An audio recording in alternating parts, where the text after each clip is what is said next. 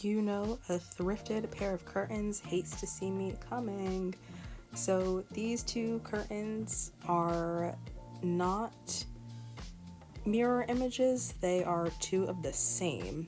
So I am pinning the short sides and then I'm going to sew those together. Here is a straight stitch and I'm using a universal 12 needle.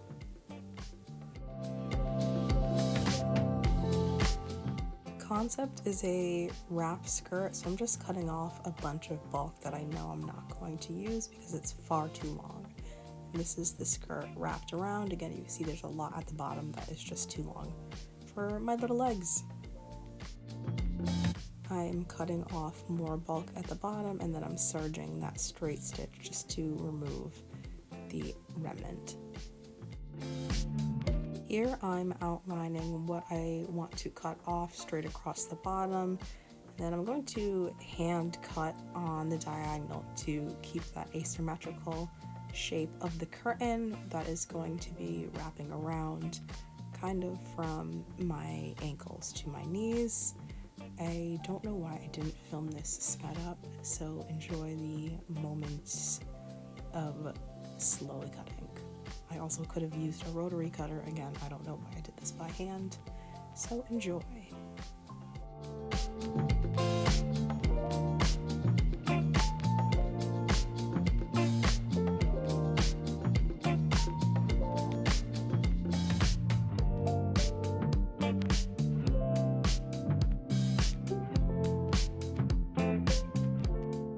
And then here I am just measuring the diagonal that I'm going to cut on the inside of the curtain and toss all of that.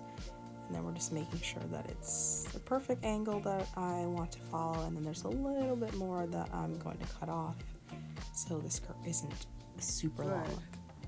You could put a row of stitching halfway. So this is 3-inch distance between these stitchings. So at 1.5 inches from the bottom, you could draw your line. Right, this is 1.5 inches from here, and just sew from there. Cutting 2 pieces of 30-inch elastic. Serge to the bottom of the curtain.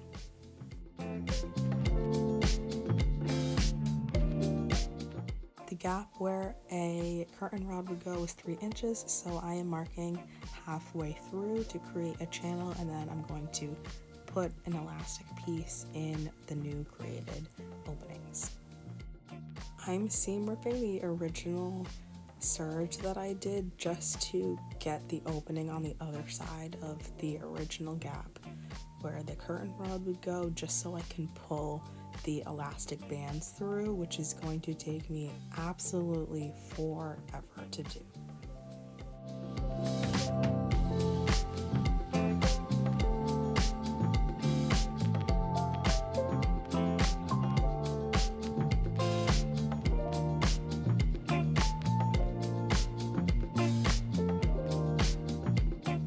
Here's a straight stitch to create 2 channels for those elastics.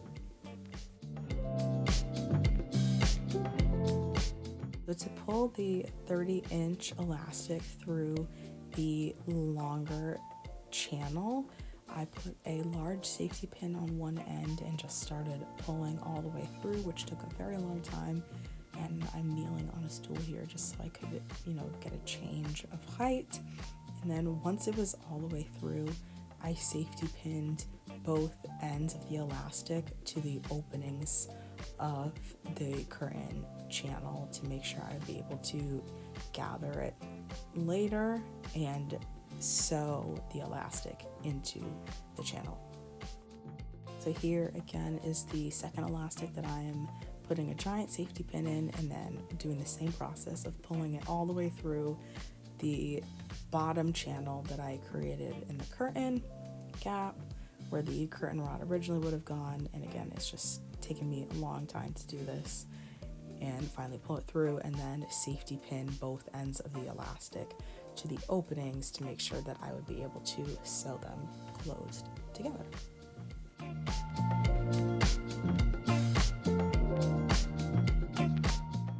here is a straight stitch down just to make sure that both elastics get caught at the end of the opening, and then I'm going to cut that and then do the opposite side, again making sure that the elastics get caught in the thread on both sides.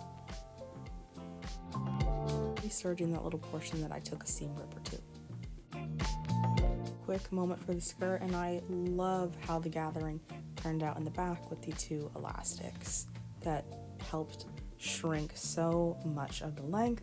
And here I am just stitching my little name tag in the inside seam because I always forget to do it, and then just tying those little tails.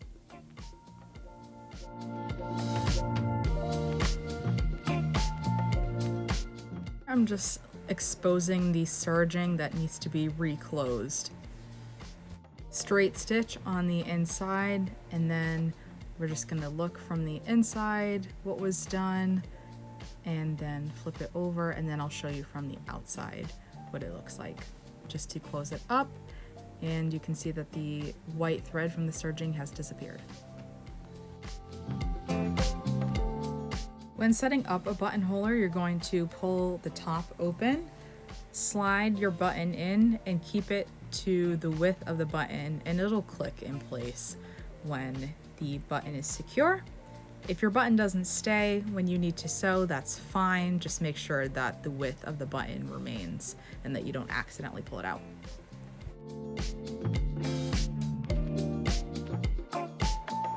To attach the buttonholer, you're going to look for the little metal bar in the buttonholer and slide it into the upside down U shape. It's going to click in, and then you're going to pull down the A2 tab as I'm doing here and put it behind the arm that is the buttonholer. Always test your buttonholer, so I just used a piece of cotton fabric, and then I'm going to pin both ends of the completed buttonhole cut through, and then just make sure that the button I'm going to use actually fits through.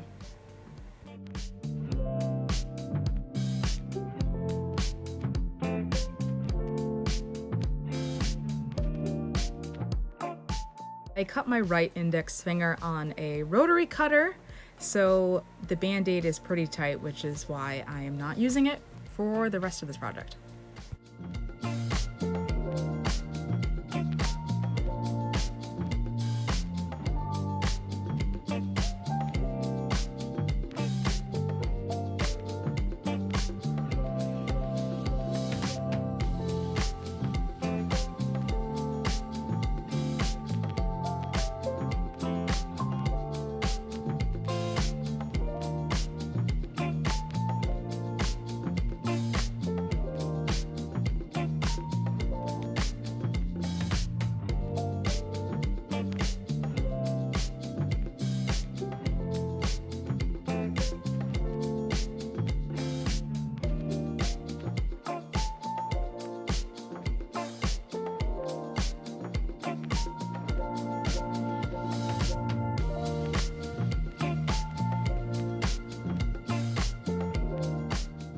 Where I want the buttonholes to go, it's about 1 inch down and 1 inch in, and then the second one will be 1 inch down.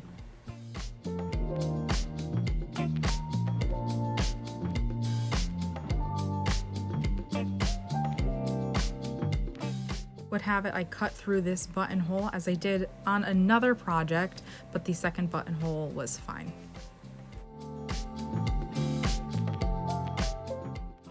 I am sewing the first button with the thread that was left over from the bobbin because it was probably a couple of feet of thread, honestly, and I didn't want to throw it away. And then I test the button a couple of times, just pulling on the button with decent force to make sure that the button will stay in place.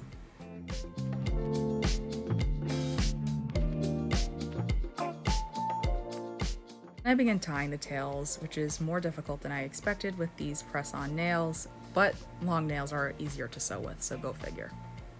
The second button was at the end of the curtain, which is a bit more difficult because it is the most scrunched up from the elastics, so I just kept pulling both sides, and here I'm restarting because I was having a mental breakdown.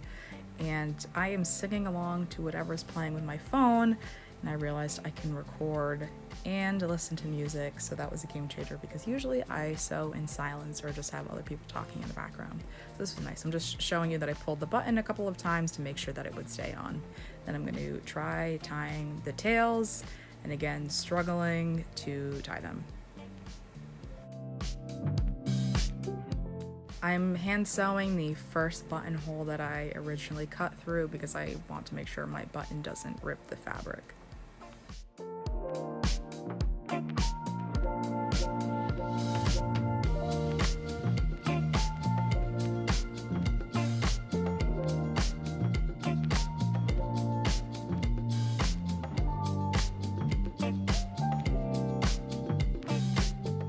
Inside button looks great and has a lot of room to work with because of the band, and the outside buttonhole is the one that I hand sewed just to make sure the button wouldn't rip the fabric when I'm putting it on and off. And the back looks absolutely fantastic with the 2 channels of elastics going around to make it a little scrunchy.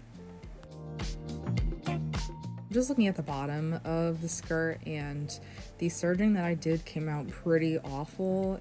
It's all threaded and bunched and just cut uneven, so I'm going to add some bias tape next. I'm ironing out the bottom of the curtain just to make sure it's a little flat, and then here is what we're working with for what I need to cut off and just completely cover with bias tape, just to, again, not look at this disaster of thread everywhere.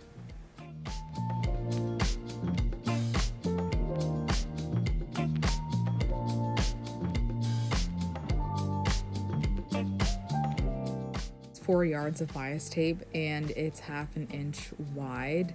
This is my first time working with bias tape, and I should have just ironed out the whole thing first and keeping the entire thing flat rather than trying to keep the 2 folds in the tape, because trying to clip it and then sew it, I just ended up unclipping pretty much the whole thing, ironing it out flat later, as I just was not able to sew as easy as I thought I was going to be able to. I'm adding a couple of clips to the back side of the skirt, which honestly came out great with the serger. It's just the front part that looks pretty bad.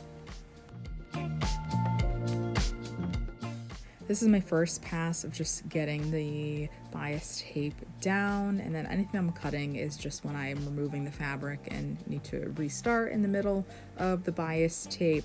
I'm going to do this probably 15 to 20 times. I wish I was joking, but I found that it became the great top thread massacre, and the needle was just not threaded multiple times, and then a couple of times the bobbin was not coming through for whatever reason.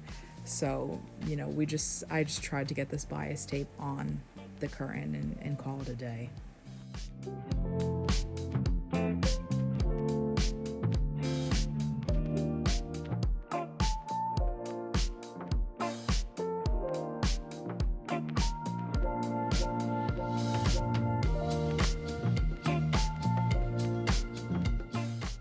Here I'm just going through the whole bias tape to make sure that it was sewn through. A lot of the top thread just kept coming out of the needle, and at some points the thread was not coming through the bobbin in the bottom.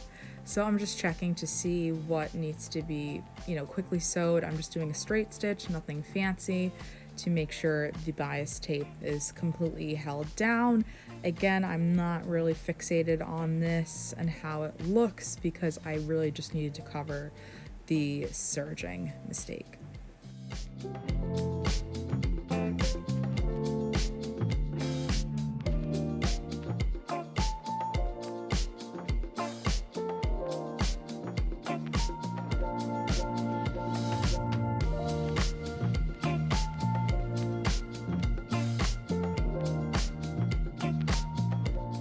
I sewed the first buttonhole too much, so I'll just cut it open again. Okay, bye!